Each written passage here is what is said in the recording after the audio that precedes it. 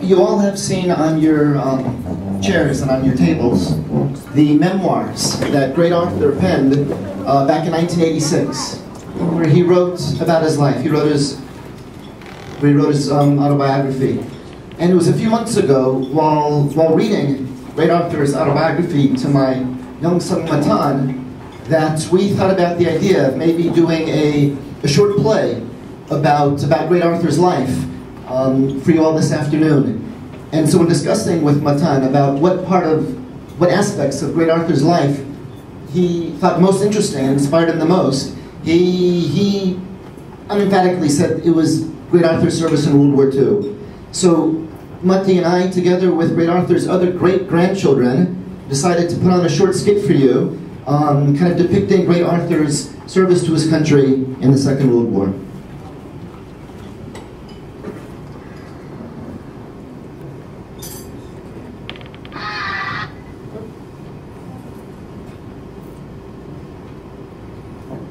Yesterday, December 7, 1941,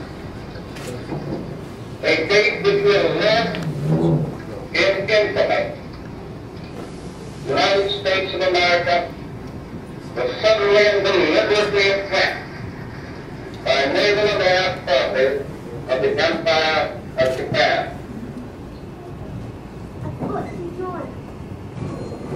Why do you want to join the Navy?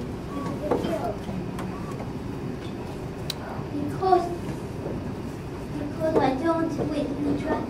If they draft me in, they could draft me into the army and have to sleep in a foxhole and I'll have to learn combat. But if I join, I can choose which one I want to join, and I want to join the Navy. For this way, I can have clean bed and decent food, and also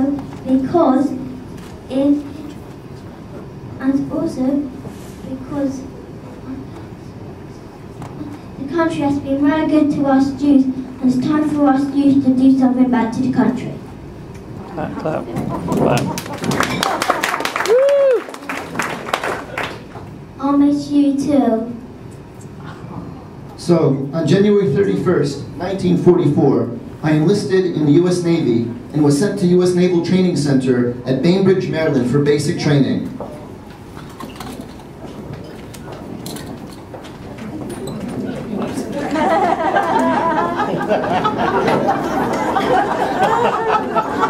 After 6 weeks of basic training, I came home on leave. Tell the kids. Gloria wrapped her little arms around me, around my knees, and said, My sailor boy. I was then assigned to the Amphibious Training Center at Camp Bradford, Virginia, for training as a crew member of an LST, which is a landing ship tank. It has a flat bottom and a large below area deck for the transportation of tanks, trucks, jeeps, etc. When it lands on a beach, the huge bow doors open, the ramp is lowered, and its cargo of vessels rolls out onto the beach.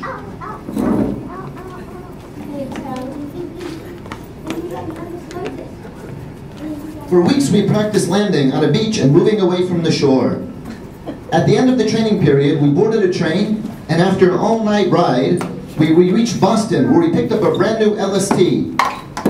We took possession of USS LST 953 and had the commissioning ceremony. I dubbed the LST 953. We then had what the Navy calls a shakedown cruise. That is, we put the ship through its various maneuvers to make sure that it was seaworthy. Man overboard! Afterwards, we sailed down the Atlantic coast and went to the Panama Canal. It was fascinating to watch the procedures of the ship being raised and lowered through the locks as we left the Atlantic and entered the Pacific. It's very beautiful out here, but it's also very hot. We then proceeded up the west coast and we docked at San Diego, California. We left the U.S. mainland and headed west, and in due course we entered Pearl Harbor, Hawaii. As we proceeded up the channel, the ship went aground on a small sandbar, and a tugboat had to pull us free. There we go. I don't know, Bella, as a result of this mishap, the propeller screw was badly damaged, and we had to wait our turn to go into dry dock for repairs, and we had to spend a whole month in Hawaii. Oh, man! We found out later that this was a most fortunate accident, because we had originally been scheduled to participate in the Iwo Jima invasion, one of the bloodiest battles of the Pacific War.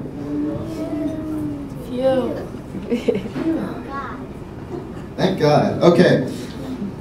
We were at Pearl Harbor for about a month, and I spent my free time in Honolulu and Waikiki Beach and fell in love with Hawaii. Bella.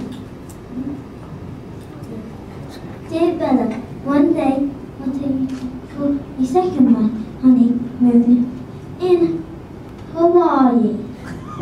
Well, it took a long time, but 20 years later I kept my promise, and I took Bella on a second honeymoon in Hawaii, where we spent 10 glorious days island hopping in that tropical island paradise.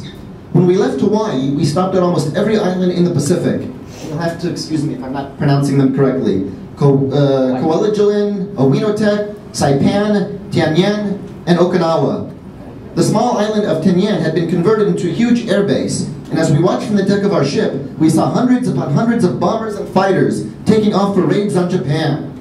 Wow, and this way we're going to win this war because there's hundreds of bombers fighting taking off for raids on Japan. We're definitely at this way going to win this war. When we reached Okinawa, the island had not yet been secured. As we beached the ship, the engines were kept running so that we could leave at a moment's notice. The Japanese, with their backs to the wall, sent kamikaze planes on suicide missions against our warships in a last desperate effort to avoid defeat.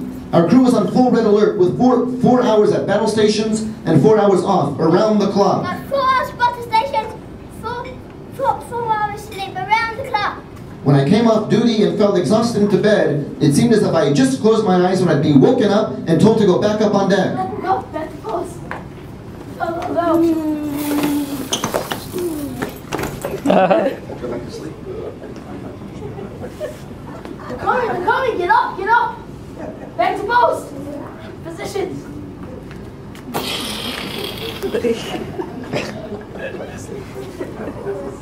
Up again. Let's go, move. I'm doing this lane is gonna hit the ship. Just in time when they were diving. It was at Okinawa that we earned our first and only battle star. Good work, Silver. Thank you, sir. Good work, Sailor. Good work, Sailor. Good work, Sailor. We left Okinawa and were on our way back to Saipan when we received a radio flash that Japan had surrendered and the war was over. Pandemonium broke loose and the ship was like a madhouse. Get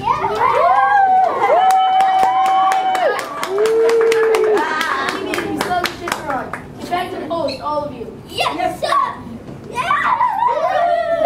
Hey, did I just tell you back to post? Yes, sir. Yes, sir. Yes.